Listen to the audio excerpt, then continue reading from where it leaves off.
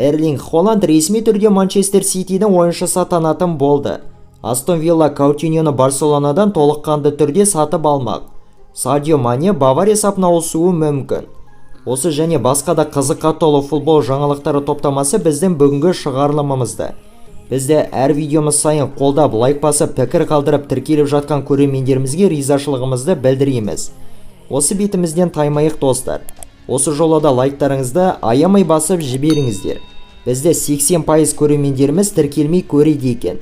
Егер әлі де тіркелмеген болсаңыздар, тіркеліп қойыңыздар. Ал олай болса, біз бастаймыз.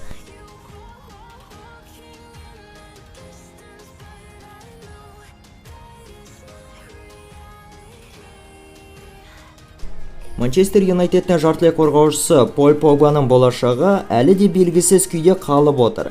Инсайдер Дэвид Оренштейннің ақпаратына сәйкес, француздық футболшы Манчестер Сити сапына ауысу нұсқасынан бас тартқан. Погбаға Реал, Ювентус және де ПСЖ клубтары бақталастық жүргізуде.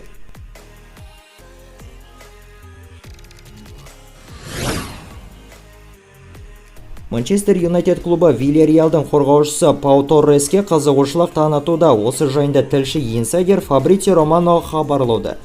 Мәліметтерге сүйенсек, ағылшындық клуб футболшыны жазғы трансферлік терезеде өз саптарына қосып алу нұсқасын қарастыруда. Трансфер сомасы 55-60 миллион еуроны құрауы мүмкін. Пау Торреске сонымен қоса Челси және Тоттенхэм командалары да қызығушылық білдіруде.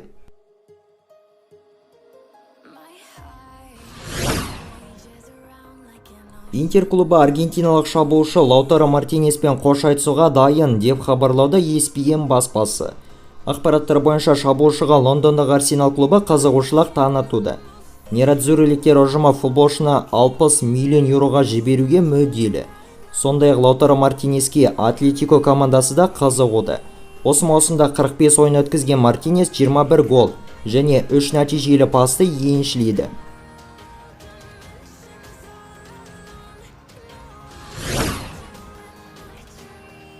Red Bull Зальцбург командасының шабуылшысы Карим Адейми Дортмундтық Боруссияның ойыншысы атанды.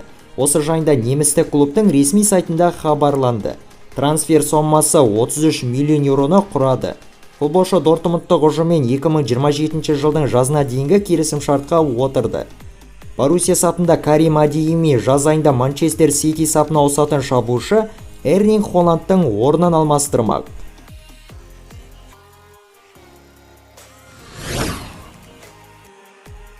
Лондондық Челсидің қорғаушысы Антони Рюдигер Мадридтік Реал клубымен 2026 жылға дейінгі келісімшартқа отырды. Осы жөнінде инсайдер Фабрицио Романо мәлімдеуде. Рюдигер Реал сапына келесі жаңа маусымның басынан бастап қосылмақ. Қорғаушының жалақысы болса жылына 9-10 миллион еуроны құрайтын болады.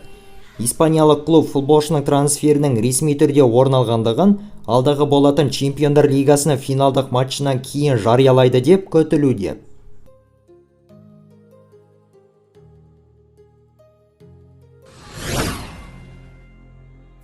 Ливерпульдің сенегалдық шабуылшысы Садио Мане гол басылымының нұсқасы бойынша алтын доп жүлдесіне басты үміткер ойыншылар арасынан үздік үштікке енді. Рейтинг бойынша Мане Баварияның шабуылшысы Роберт Левандовски, сондай-ақ ПСЖ-ның шабуылшысы Килиан Мбаппелерден басып озып, 3-ші орынға жайғасты. Әзірге басты үміткер Карим Бензема болып көш басында тұр.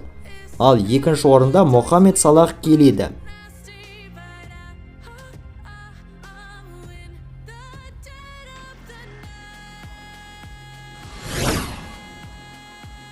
Мадридтік Реал клубы жақын арада команданың 32 жастағы қорғаушысы Начо Фернандеспен жаңа келісімшартқа отыруы мүмкін.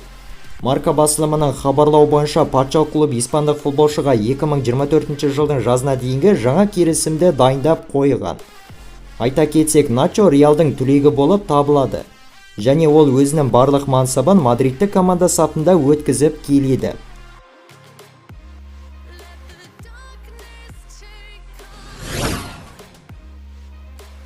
Манчестер Сити клубы команданың бас жаттықтырушысы Хосе Гвардиоламен келісімшарт мерзімді ұзартпақшы.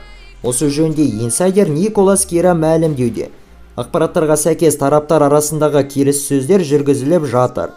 Жаңа келісім 2025 жылдың жазына дейін негізделеді деп күтілуде. Испаниялық маман Манчестер Сити клубын 2016 жылдан бері жаттықтырып келеді.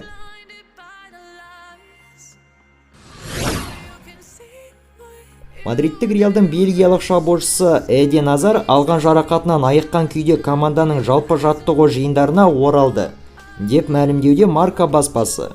Ақпараттарға сүйенсек, команданың бас жаттықтырушысы Карло Анчелотти Испания чемпионаты аясындағы алдағы Кадис және Бетиспен болатын ойындарға Азарды қатыстыруды жоспарлап отыр.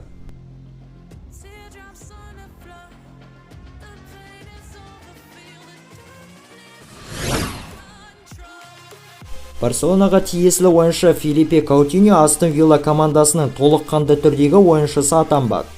Тілші Фабрицио Романоның ақпаратына сүйенсек, тараптар келісімге келіп қойған. Ойыншының жеке өзі де ағылшындық командада қалғысы келеді және оған Джерардпен бірге жұмыс жасаған ұнауды. Ал тілші Жерар Ромероның ақпаратына сүйенер болсақ, трансфер сомасы шамамен 20 миллион еуроны құрайтын болады.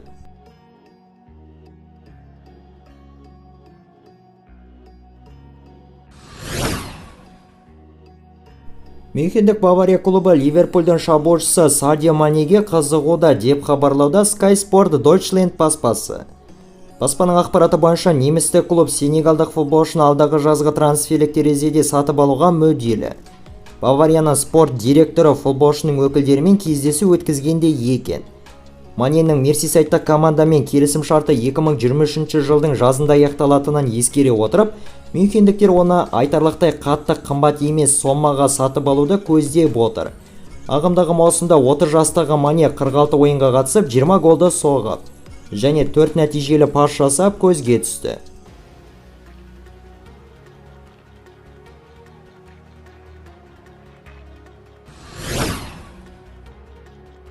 Норвегиялық шабуылшы Эрлинг Холланд ресми түрде Манчестер Ситидің ойыншысы атанды. Осы жайында ағылшындық клубтың ресми сайтында жарияланды. Трансфер құны 60 миллион еуроны құрады. Футболшы Ситилік клубпен 2022 жылдың жазынан бастап күшіне енетін ұзақ мерзімді 2027 жылға дейінгі келісімшартқа отырды. 21 жастағы Холланд Боруссия сапында 2020 жылдан бері өнер көрсетіп келеді. Немістік командада Эрлинг Холланд 88 матч өткізіп 85 гол және 23 нәтижелі голдық пасты еншіледі.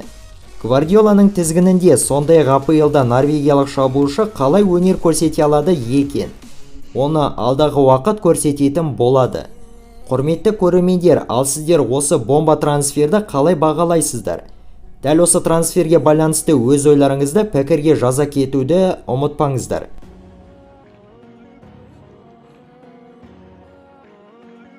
Ал осымен біздің бүгінгі жеткізген футбол жаңалықтары топтамасы аяқталды. Лайк басу, тіркелу және қолдау көрсетулеріңіз маңызды. Ал бүгінге осы, келесіде кездескенше аман сау болыңыздар.